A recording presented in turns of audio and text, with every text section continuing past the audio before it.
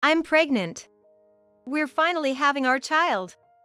Ever since we got married, we both wanted children, and with my dreams finally coming true, I excitedly broke the news to my husband, Bob. I had expected Bob to be overjoyed, given all the struggles we'd been through, but his reaction was far from what I'd anticipated. It felt like I had been pushed off a cliff.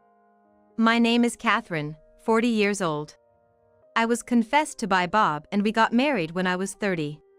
I always admired the idea of marriage and dreamt of building a happy family one day. I had this vision of a life surrounded by a loving husband and children, full of smiles. However, due to my serious nature, I was hesitant to get into a relationship, and before I knew it, my 20s were almost over, and I felt increasingly anxious. I also have two sisters, both of whom were already married by the time Bob confessed his feelings to me, which made me feel even more pressured. So, I quickly responded to Bob's confession, and we started dating. We worked at the same place, and I had interacted and worked with Bob before. So, I had a pretty good idea of his personality and felt positive about him, which made it easy for me to give an affirmative answer. Though we dated for only a year, I was drawn to his cheerful and easygoing nature, something I lacked. I believed that we could complement each other well as life partners. It seemed Bob felt the same way, as we quickly decided to tie the knot. You know, I tend to be overly optimistic. I believe we need someone serious like you, Catherine. I think with you, we could have a stable life and make a great couple. I had always been somewhat self-conscious about my serious nature, so hearing these words from Bob meant a lot to me. While we weren't madly in love, I could say with confidence that there was love between us, and I believed we could have a happy married life. After getting married, we both worked.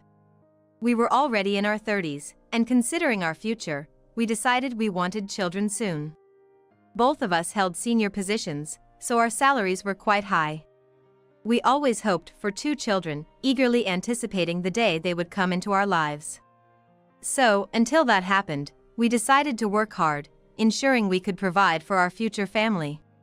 But even after 2 years of marriage, I wasn't pregnant. In the first year, we laughed off the disappointment, reminding ourselves that having a child is a blessing that cannot be forced. We've only been married for a year. Let's not rush things, Bob would joke, lifting my spirits whenever I felt down. So, at that time, I believed it would happen soon, and I looked forward to it without anxiety. However, by the second year, the reality that I still wasn't pregnant began to weigh on us. Bob, too, started looking somber, having assumed that by now, we would naturally have a child. Our shared anxieties led to disagreements, and we even had heated arguments about it. Considering our age, it seemed concerning that we hadn't conceived yet. Bob suggested we get checked out at a hospital. Once we cooled off from our argument, I agreed, thinking it was a constructive approach. We both went to the hospital for tests, which revealed there were no health issues. It was a relief since I had been worried about potential fertility issues. The doctor suggested it was just a matter of timing, so we continued our efforts, following any advice and directions provided. Despite our efforts, the tensions increased, and our arguments became more frequent. Our interaction at home became minimal. Our life was a far cry from the happy, smile-filled home I had envisioned when we first got married, but I refused to give up.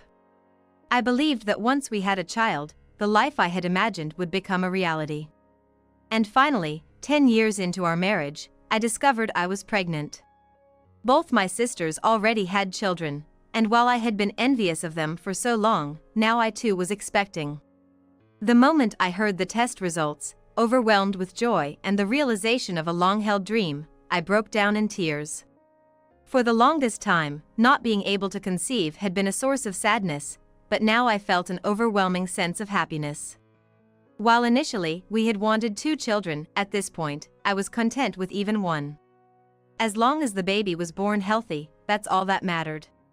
I lovingly caressed my belly, wishing for a healthy child.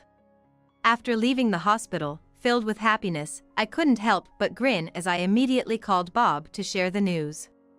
However, it seemed he was at work, as he quickly and rather curtly ended the call. Certainly, I felt guilty for calling during work hours and realized I was too excited.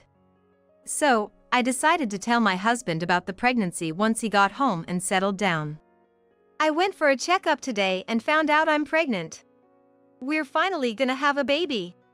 I intended to report it calmly, but my happiness overflowed, and I told him excitedly.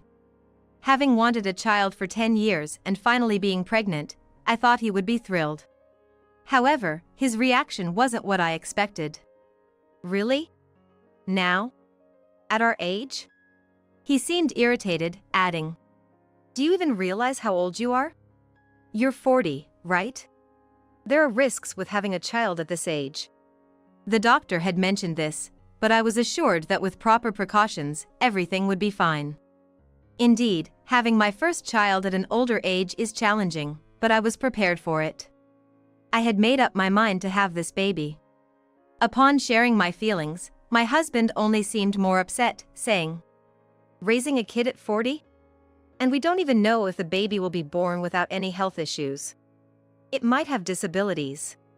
My husband said that with advanced maternal age, only children with issues are born, and he definitely didn't want to deal with caregiving. He argued that he wants care in his old age, but doesn't want to be burdened with taking care of a child with special needs.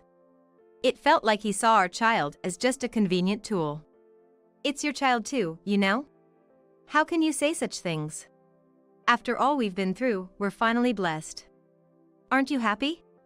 Upset, I responded that I would cherish our child, regardless of any potential disabilities.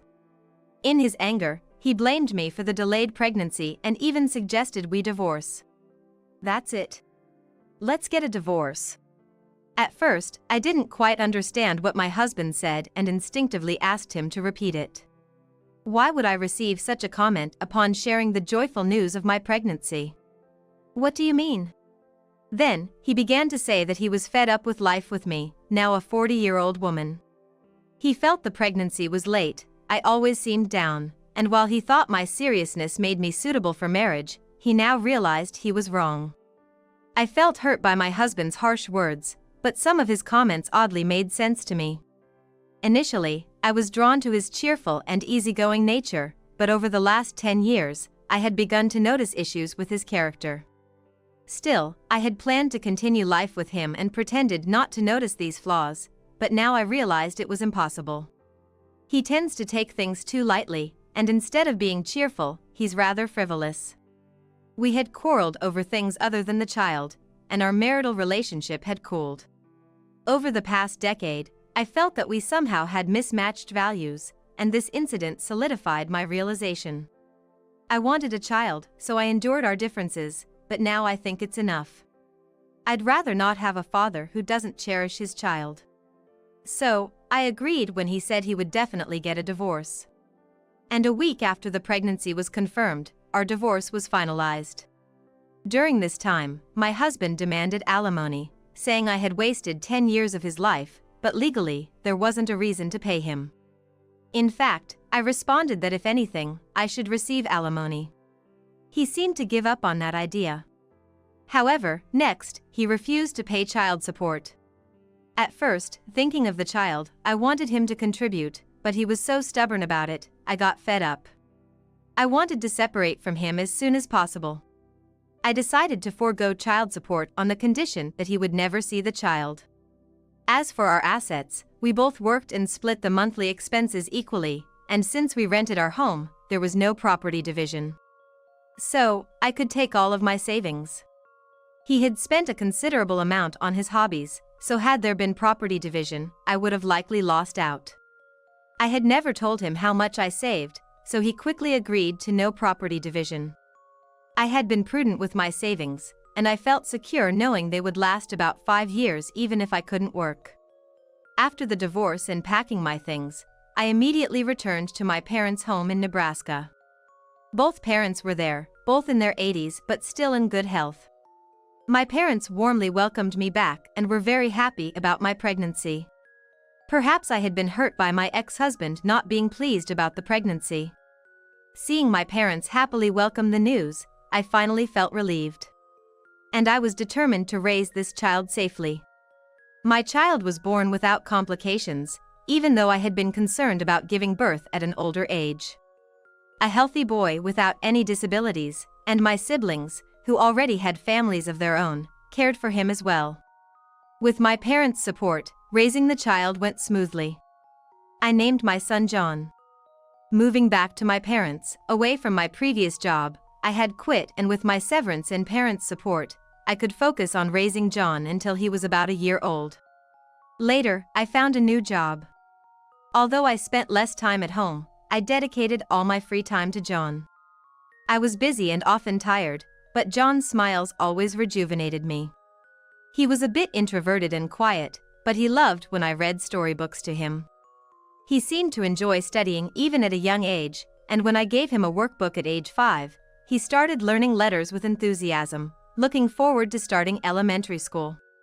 He seemed to inherit my seriousness, and I worried he might not make friends if he focused too much on studies. But he joyfully went to school and played with friends after classes. John wasn't very athletic initially, but in middle school, he developed a dream for his future and changed significantly. He worked hard to overcome his weaknesses and became even more passionate about his studies.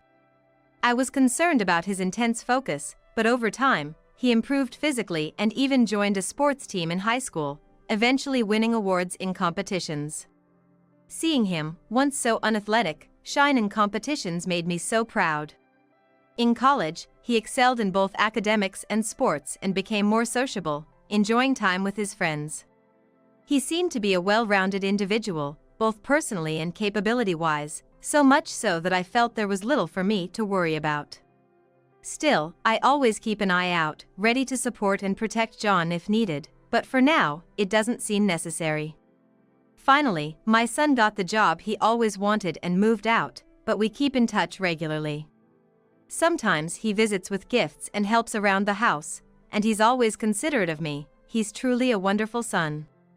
Even though I wasn't the best father, he's grown up to be such a remarkable young man, and I couldn't be prouder. After 25 years since the divorce, I've turned 65 and retired. I worked hard so that I wouldn't be a burden on my son in my later years. Even though I've retired, I'm still energetic and plan to keep working. When I told my son this, he wanted to properly celebrate my retirement and upcoming birthday, suggesting we go out for a meal. But I know he's busy, only in his second year at work. I told him just the thought was enough, but he insisted. He said, "I owe you a lot, Mom. I've gotten used to work and I've got more time now. Don't worry about me." Since high school, he has always expressed gratitude and thanked me for everything. Every time, I've been overwhelmed by how wonderfully he's grown. It seems starting work has given him a renewed sense of gratitude. "You struggled as a single mom, but you always supported me in everything I wanted to try. Thanks to you, I'm living my dream now." To me, it's just what any parent would do.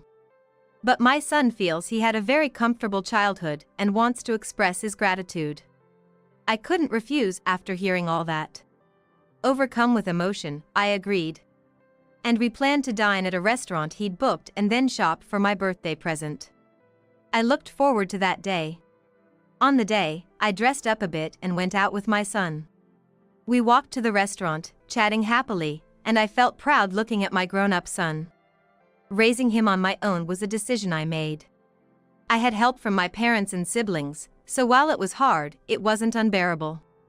He used to be so small, but now he's grown so much, I thought, looking up at my son who was now taller than me. Over time, my son's face had become more mature, and as I noticed the passing days, I felt happiness. But then, I suddenly felt like a bucket of cold water was thrown over me. "Catherine, long time no see." At first, I didn't recognize the voice, but then I realized it was my aged ex-husband. He was with a woman who looked younger than him. From a distance, my ex-husband called out and deliberately approached us. "What do you want?" I didn't want to talk to my ex-husband on this fine day, so I responded coldly. After our divorce, we hadn't communicated at all, so I wondered what he wanted now as I looked at him skeptically. My ex-husband came closer, took a long look at me and my son, and then laughed mockingly. You still have that sour look on your face," he said. "Is that the kid we had when we divorced? Still taking care of him, huh? Good for you." He assumed our son had some disability and began bragging about his own life without even being asked. He told me he had remarried soon after our divorce and now had a daughter in college. He bragged about how well his daughter was doing in a prestigious university. Convinced that our son was not doing well, he started boasting about his new wife too. His new wife was 10 years younger than him, they quickly had a child, and he was now earning more than before. Our marriage was a complete waste of time, he boasted. It seemed he'd approached me just to mock me. Though I was infuriated, I wanted to leave, saying I had plans. But he wasn't done yet. Ignoring my evident annoyance, he began to mock my son. Is he disabled and a lot of trouble? Can he even get a job? Looks like you'll have no one to help you in your old age. Tough break. I can handle insults about me, but not about my son. I raised my hand to hit him, but my son stopped me. Mom, it's not worth our time dealing with him. Let's go. My son, staying calm, held me back and disregarded my ex-husband, showing concern for me. There was a time when my son was curious about his father. I had promised to tell him about our divorce once he was an adult, and I had. It seemed he had decided to consider himself as not knowing his father. What's with that attitude towards your dad? My mother raised me. I don't have a father, my son retorted. Perhaps angered by this, my ex-husband, who hadn't even paid child support, tried to lecture my son. My son looked at him coldly and shot back. Are you unemployed? You really are a fool, just like you look. But my ex-husband just laughed mockingly.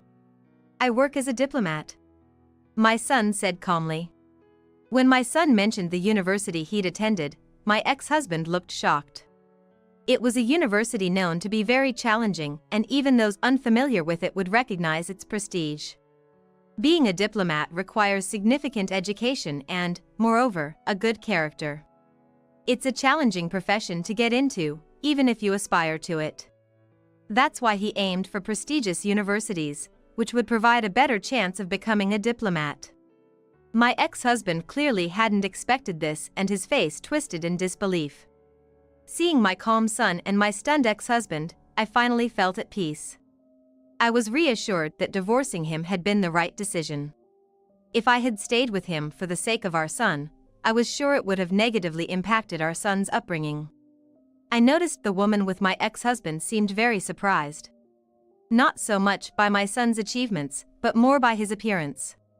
When my ex-husband began hurling abuses again, she quickly stopped him. Hey, what's up? You shouldn't talk to this person like that. Let's get going. Reprimanding her ex-husband, who didn't seem to understand, the woman dragged him away. I wondered if she knew the son from her demeanor. When I asked my son, he claimed he didn't know her.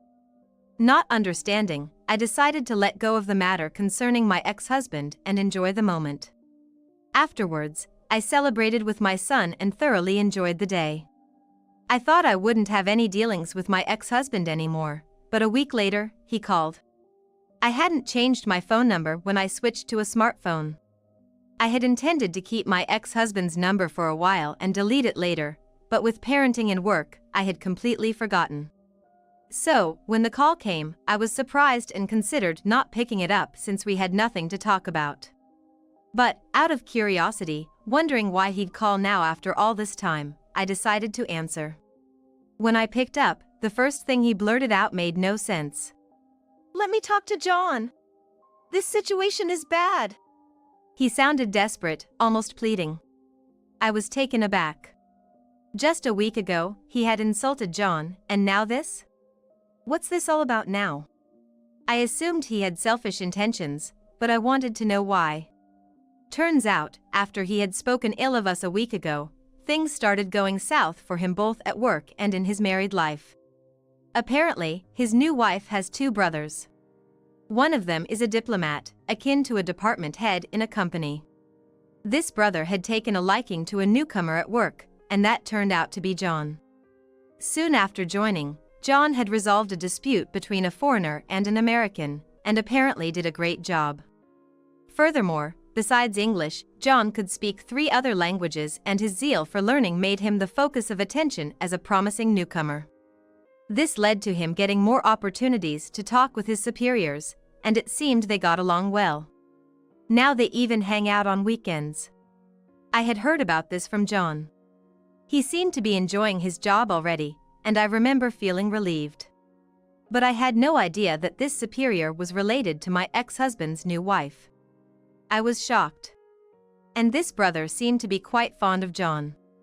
He apparently often discussed with his family about having John marry his niece, who was close in age to John. This niece happened to be my ex-husband's daughter, and the brother wished, if he had a daughter of his own, she would marry someone like John. Moreover, not just because of his skills, but because of his good character, the extended family, despite never meeting him, seemed to think favorably of John.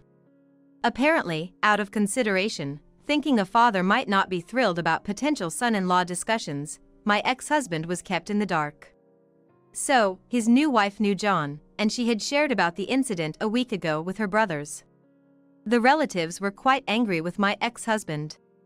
That woman ratted me out. She even started talking about divorcing me. Even if they're divorced, when someone verbally abuses their own child and ex-wife like that, any sensible person would naturally want to divorce them. I guess it's inevitable for Bob's wife to think he'd verbally abuse her and their daughter too. Furthermore, my ex-husband, Bob, was about to retire, and he had a good job opportunity recommended by his relatives. But now, it seems like he might lose that opportunity. On the other hand, the brother of his current wife seems to be a big-shot CEO. Bob had gotten a job through his connections and apparently made money easily. Thanks to that, he never had to worry about work or money. But because of this incident, it seems people no longer trust him, and he might not be able to get the job he was planning on. I was planning on having a carefree retirement. Can you ask our son, John, to help me out? When a father's in trouble, his child should help, right? Bob, who never really cared about our child and didn't even pay child support, just wanted to use him for his own convenience. I was beyond angry at Bob's audacity. I was simply astounded. You agreed not to see our child in exchange for not paying child support when we divorced. John doesn't owe you anything, so you better figure things out yourself. I don't want to live a lonely life in my old age. Why don't we get back together? John would be happy living with his father again, right? Come on, let's live together. I firmly declined, but Bob kept spouting nonsense. After all those hurtful things he'd said, I was just appalled at what he was suggesting now. The very thought of living with Bob again made my skin crawl. There's no way. You made your bed, now lie in it. Didn't you say you didn't want the responsibility? I firmly declined and ignored Bob's pleading voice, hanging up the phone. Without delay, I deleted Bob's contact information. Since then, John and I have been living our lives smoothly. When I mentioned Bob's call to John, he told me that his relationship with his boss was still good. John was surprised to find out just how much his boss wanted him as a son-in-law. I don't know the details, but I've heard that Bob's been kicked out by his second wife and is now struggling. Bob, who said he wanted to enjoy a lively retirement, seems to be living a tough life alone, jobless, and with little savings. His second wife was apparently wealthy, so he probably relied on her and didn't save much for his retirement.